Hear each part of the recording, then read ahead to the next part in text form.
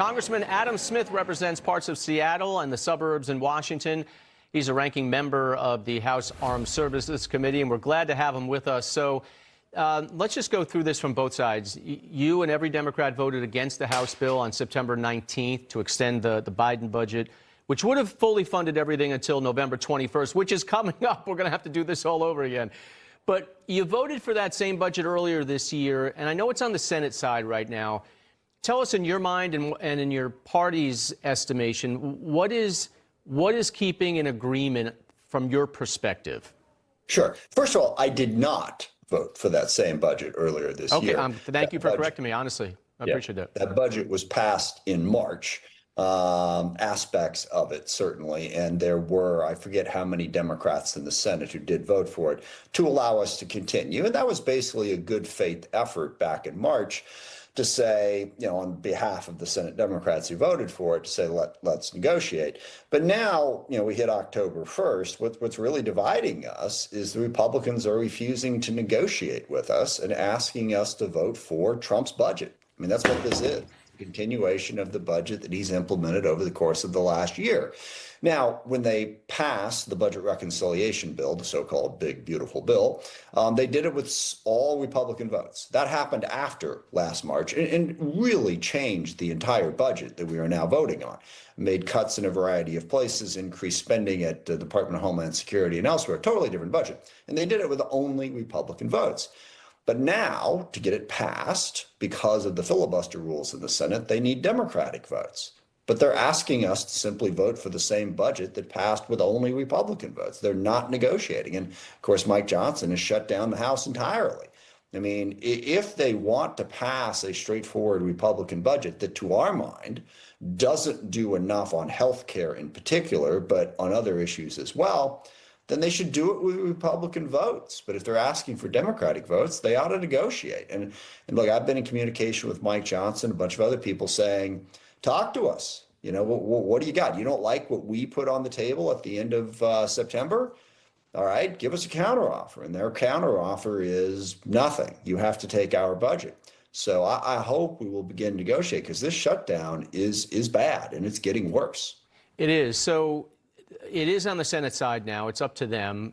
They could either pass something different and it'd have to go back to you, or, this is the mishmash that people don't understand. But well, it's not that hard to understand, okay? And I'm a little frustrated by that. Oh, my gosh, what are they doing? It's just crazy. No, we're talking about trillions of dollars. We're talking about millions of people losing their health care insurance. We're talking about, the budget of America and a whole bunch of other things that Trump is doing. You can feel one way or the other about them, but they are important. And it's not just on the Senate. The House should be in session, and we should be working, and we should be negotiating. I mean, since when is it we pass what we want and we go home for 7 weeks and say to hell with you? No, we should be having a discussion about this, House, Senate, and the president. Isn't it fair, though, that the party that has the numbers always kind of passes what they want to pass? I mean, there's always Democrats do this, Republicans do it. I'm not saying it's just one-sided. Republicans do. What you're misunderstanding about that, sorry to interrupt, is you're right.